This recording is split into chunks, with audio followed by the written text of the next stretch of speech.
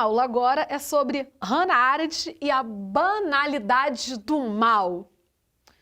Mas o que define o mal? O que define o bem? Vale lembrar que a filosofia se funda no debate, na discussão acerca das questões morais com Sócrates. Então, a definição do que é bom ou do que é mal passa pela formação do que a sociedade entende. Até aí tudo bem, normas morais são produzidas e não são registradas por escrito, então o que é definido como bom ou mal passa por essa construção moral, que nada mais é do que uma classificação coletiva, né?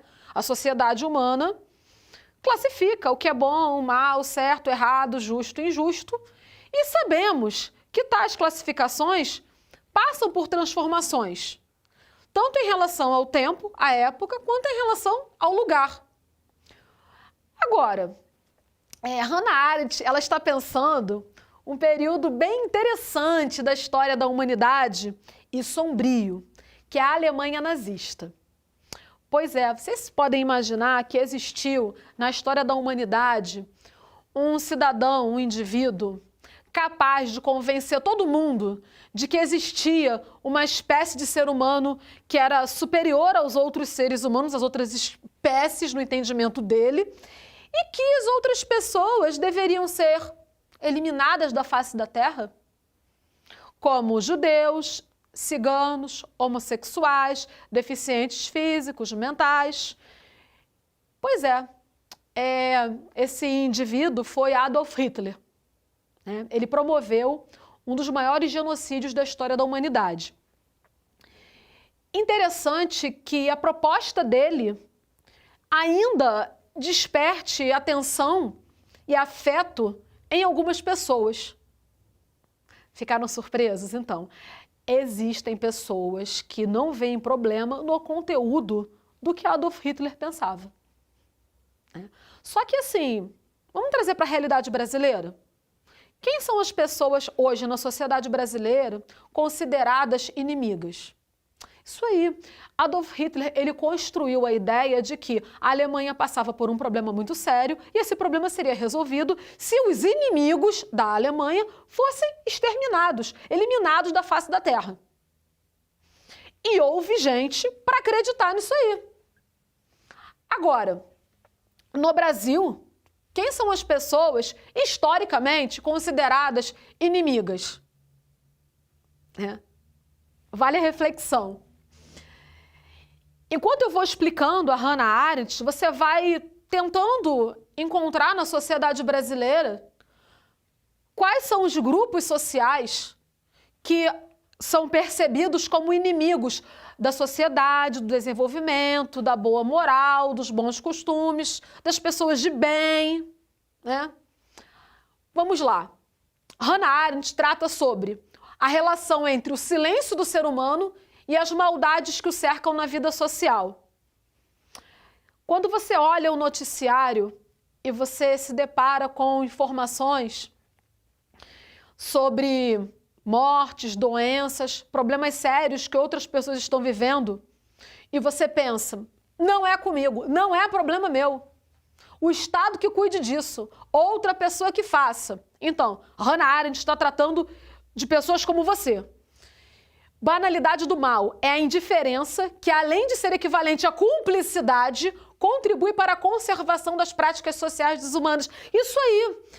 Ela está dizendo que a sua indiferença, se você for esse tipo de pessoa, ela não só se traduz em cumplicidade, como ela ajuda a conservar situações desumanas.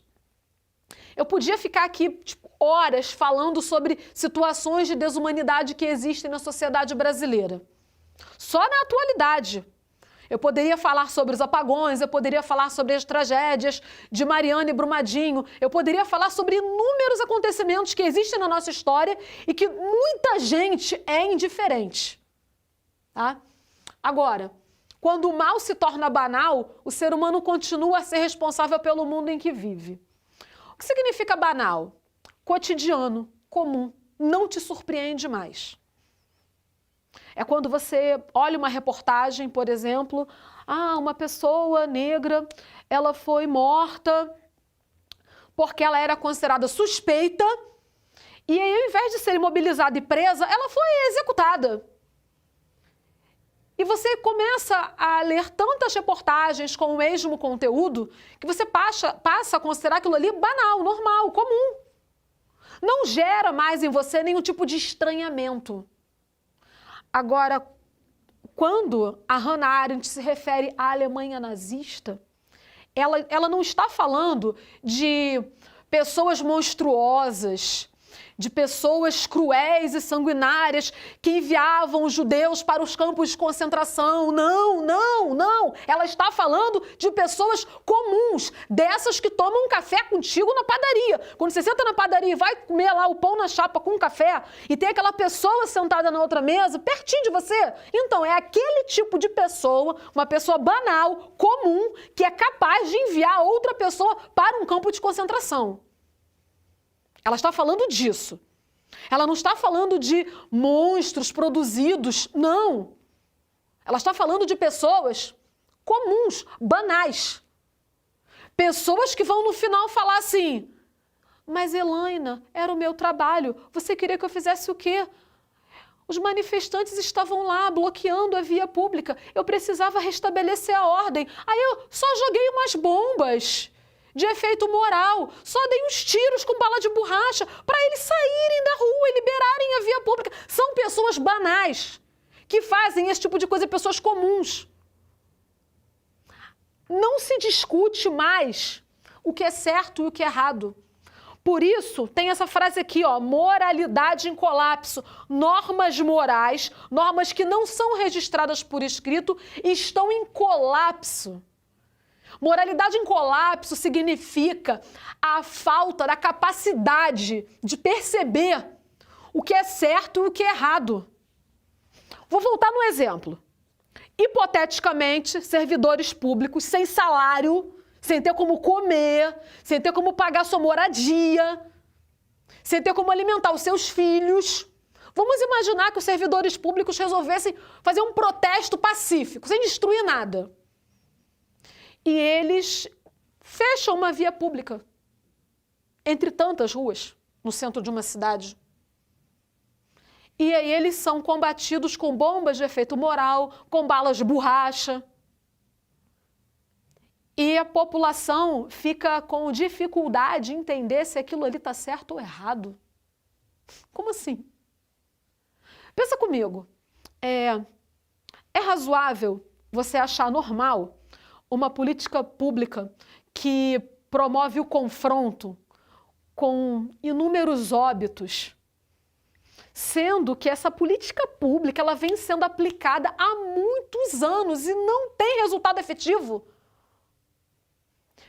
Por que a sociedade não se revolta? Por que a sociedade não cobra das autoridades? Você faz parte da sociedade, por que você não fala nada? Por que você não cobra das autoridades um outro tipo de política pública em relação à segurança, por exemplo? Por que você não cobra das autoridades que as escolas públicas tenham qualidade excepcional? Por que você não cobra que os professores da rede pública tenham a valorização que eles merecem? Passa pela sua cabeça que questionar te torna livre? Questionar é uma ação política e pode mudar a realidade? Passa pela sua cabeça que o seu silêncio contribui para que as coisas não mudem? Já pensou sobre isso? Então vamos lá. A banalidade do mal atrapalha o ser humano? Te atrapalha de pensar e compromete a ação política na vida e sociedade. Ah, mas eu não quero fazer uma ação política. O seu silêncio já é uma ação política. Só que o seu silêncio é uma ação política de cumplicidade, entende? Vou dar outro exemplo. Moradores, pessoas em situação de rua. Existirem pessoas em situações de rua numa sociedade onde existem milionários é uma contradição indiscutível. Ninguém vai falar para mim assim, esses moradores em situação de rua são todos preguiçosos, não participaram do processo seletivo para a meritocracia. São pessoas, porque existem pessoas que já nascem em situação de rua. Isso é fato. Existem inúmeras pesquisas sobre isso.